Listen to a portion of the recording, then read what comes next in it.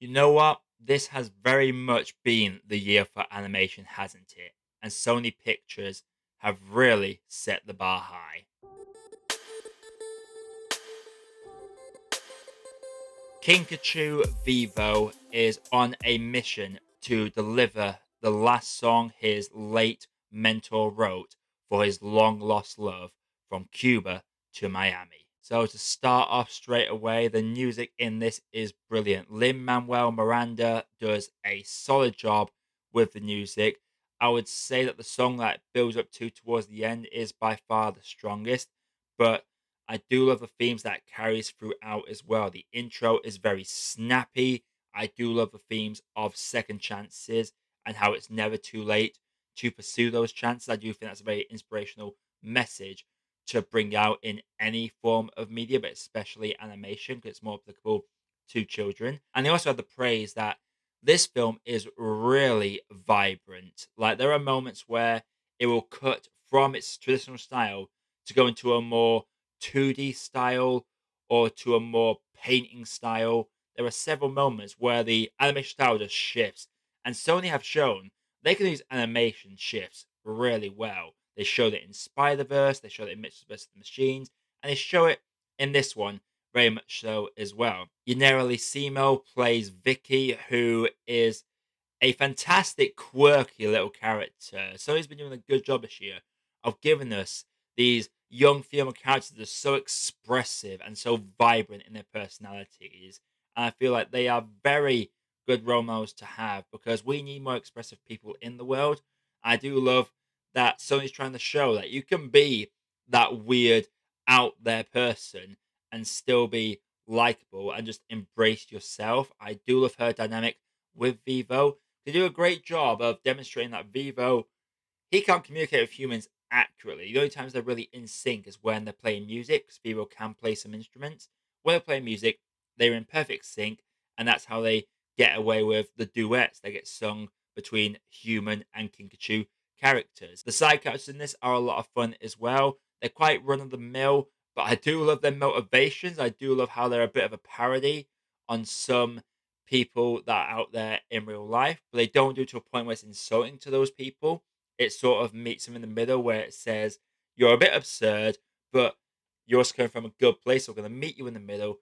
And that's where a lot of them come. Mikkel Rooker plays a snake in this one. He's in it for a very brief time, but damn, I don't think I've ever seen a perfect animation casting as Michael Rooker playing a damn python and just complaining about noise. He was very enjoyable in this. I will, however, say though, despite the opening being very heartfelt, because it really is, and it will hit you in the gut, there's a particular shot quite early on that really hits you there like a gut punch. It's not quite a level of up, but it's pushing for that. You can tell Sony's trying to be more bolder with its approach. And dare I say, I feel like Sony are really trying to challenge for a title of the King of Animation. They are going for Pixar now. I feel like since Spider-Verse came out with that critical acclaim, so they have taken that ball and they're trying to run with it as much as they can. However, unfortunately, the problems I have with this film is not really the film's fault, but there are predictable beats in it. And at times, I felt like I'd seen this movie before because it does bear a few similarities to Coco, mainly down to the song. And when I think of the two movies, I'll say the characters in Vivo, while they are great, they don't stand out and it's not as memorable as that particular film. And when I'm measuring up to the other animated films that have come out this year, such as Raya and the Last Dragon and Mitchell vs. the Machines, there's just something about Vivo that is missing. It does have heartfelt moments, and I will admit I did definitely cry during that final third. But again, it didn't hit me as hard as, say, Mitchell vs. the Machines or Coco or a number of recent animation films. But I like how that's what my complaints are, to be honest, because animation is one of those genres that there's always an argument where people say it's just for kids. And I feel like this year is animation showing that it isn't just for kids, it is for everyone. You can tell some vibrant, creative stories with animation. So I have to really appreciate how much effort has been put into animation this year. I would say out of the ranking of the animated films this year, this probably falls about third for me. There are some great sequences, and I do enjoy the characters, and I do enjoy the story, but it feels quite wacky at times. I will say some of the songs aren't as memorable. I couldn't tell you the title of a song off the top of my head. I just could tell you the beat from them, but it's not I can go in and tell you exactly what song was being sung on it at that particular moment. So while this music's fun for the most part, and it's enjoyable when you're listening to it, it's not something that I remember as soon as it finishes. King of True Vivo, there's an early bit of drama with him that luckily gets skipped over quite quickly because it felt quite petty and it just seemed to be there to set up a bit of regret.